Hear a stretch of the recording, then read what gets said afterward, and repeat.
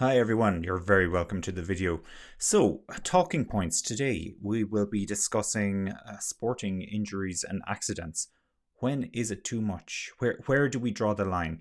So, this is on the back of, let's say, a non-motorsport related incident that happened yesterday. I was watching the Denmark and Finland match, and of course we had those horrific scenes with this incident that happened with Christian Eriksen. Um, I don't know where best to start on this. For me, a very interesting aspect that has come out of this and that we've seen a lot of in the past, not even 24 hours, has been how the media reacted to this. A lot of scrutiny on the media, in particular on the television companies. BBC were very heavily criticised for what they showed. I will admit that I was actually watching on the Irish station RTE2 in Ireland, and switching between that and BBC from time to time. The Irish station are equally to blame, if you can blame BBC. They showed pretty much everything as well that was happening on the field. But where do we draw the line? So every time now that a player gets injured, are the TV stations going to cut away from it just in case there's something more to the injury than it initially seems? Lots of diving, lots of players rolling around in the field, so that every time a player hits the ground, you can't cut away from it. Where do we draw the line on this? And subsequently, I would like to look at the motorsport examples that we've seen as well. And we have some very good examples of how the television broadcaster has reacted when there have been crashes in Formula One, in MotoGP, even IndyCar.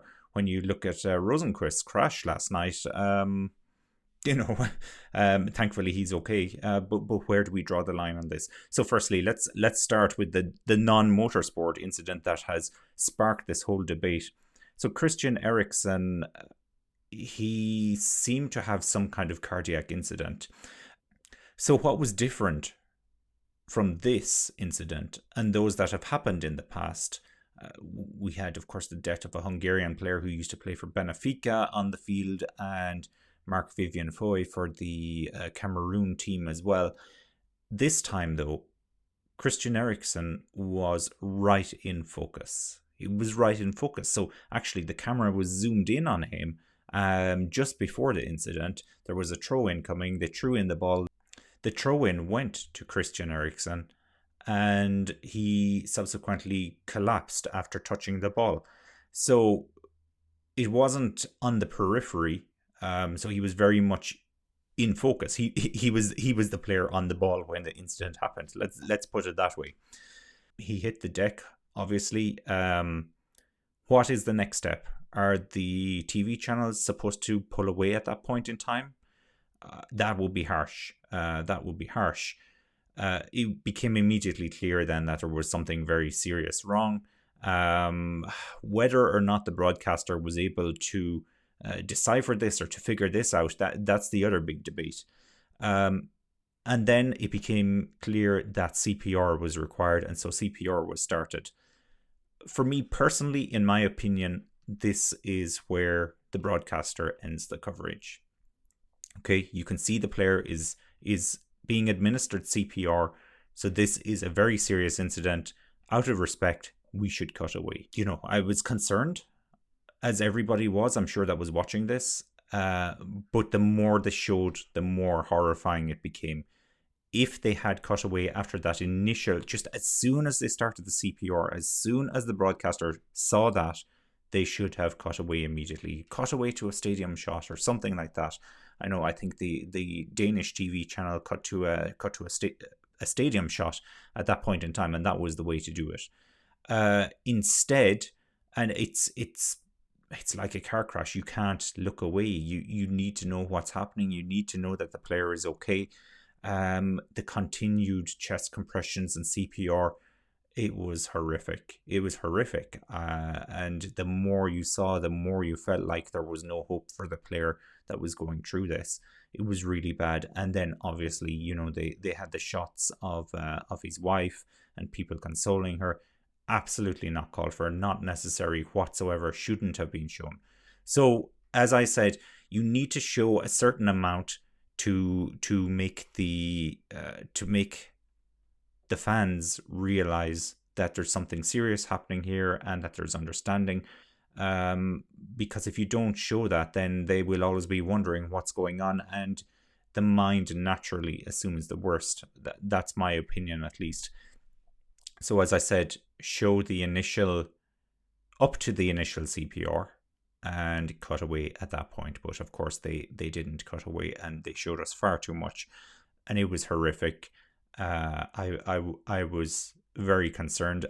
I will go as far as to say I had my 2-year-old son in the room as well, who thankfully wasn't watching the TV. He was more interested in playing with his toys. That's also a concern. You know, football isn't just watched by grown-ups. This could have been very, very distressing for children to see this as well. Let's move to, you know, how the media has reacted to this. And even if you look at the newspapers this morning, is there respect there? Obviously, everybody wants to know about this. Everybody wants to read about this. But, you know, there is going to be so much scrutiny because this wasn't an isolated incident. Even in Formula One, if something happens, there's such a limited audience watching by comparison to, you know, the second day of the European Cup, the first day that happens to be at the weekend. People were tuned in for this. People were very excited about this. But this brings me then to motorsport. And how does motorsport handle this?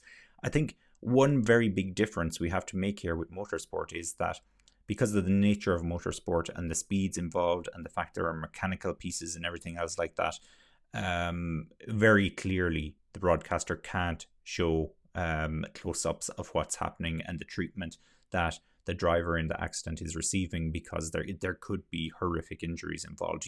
You just don't know. So that makes a lot of sense.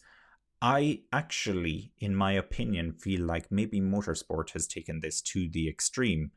And it's a no-win situation. You get criticized every way. So let's think about the recent Mototree accident in which the very young, he was only 19, Jason Dupasquier was killed. The incident happened in the practice session, I believe, and it was just one of these really bad, horrific accidents where one or two drivers went down. There was a bit of a pile-up and he got hit. They immediately cut away from that, which was the correct thing to do. So we saw the accident, they cut away. That was the correct thing to do. But later they showed us a replay of it. And there was a lot of speculation, and in particular in the BT Sports studio, as to, you know, how Jason was doing. And the fact that the broadcaster showed a replay, they were speculating that he must be okay because they wouldn't show the replay otherwise. So that was a very strange way to go about it. So it's probably caught somewhere in the extremes there. And then let's think of Formula One and what has happened recently in Formula One. And the two most recent incidents I can raise here would be what happened to Romain Grosjean in the Bahrain Grand Prix, and of course what happened to Jules Bianchi at the Japanese Grand Prix a couple of years ago. And let's start with the most recent one. So the most recent one, Romain Grosjean, we saw the cars coming through the picture. One car went off in the background, huge explosion, big fireball, horrific accident. As a viewer, you kind of want to know what's going on. It's very easy to assume when you see a car in the background go off into the wall and explode immediately that the driver is dead. There was no mention whatsoever. You know, there was no broadcasting of this whatsoever after the incident took place. As far as the broadcaster was concerned, there was nothing happening. And I guess I see where it's coming from. We heard the radio messages from the drivers. And when it later transpired that Grosjean was safe and that, you know, he was conscious, he was doing well, he jumped out of the blazing car. We saw pictures of that. So I guess that's the correct way to do it. I just remember at that moment when it happened, you really wanted to see pictures because you wanted to know that the driver was okay. You wanted to know what was happening. But I guess that's the way the broadcaster chose to do it, and that was the correct way to do it. And I would say the Bianchi accident a couple of years back at a very wet Japanese Grand Prix was slightly different as well. We never saw a replay of what happened. We just know that there was a major incident. We know there was a red flag. And we never saw a replay. And nobody said anything, though. There was never any point where the drivers were asking, "Oh, I just saw there was a crash. Is the driver okay? Who was that?" Or that the commentators even picked up on the fact that there was a crash until it was a good while later, and they realized, okay, well, obviously the race has been stopped for a reason. That was an absolute zero policy that the broadcaster brought in there. They didn't show anything. There were no replays later. Obviously, that didn't turn out as well as the Grosjean incident, unfortunately. It was very horrific what happened there. But it goes to show you, so obviously motorsport has taken this to an extreme where they will not show you anything unless they are 100% certain that the driver is okay. That's fair enough. By comparison, what we saw yesterday in the Denmark and Finland match was something very, very different. It was going way, way too far. The broadcaster shouldn't have showed it beyond the point at which the CPR was being initiated. And this is just my opinion. I know there will be people who would feel that it shouldn't have even gotten to that point. But my argument here is that when can you tell? When can the broadcaster tell? In a sporting injury context, in particular in soccer, when can they tell that this is more serious than, a broken shoulder or something like that? Where do you draw the line? So it was definitely a very tricky situation to be in. But common sense had to kick in at some point in time, and they definitely did go too far.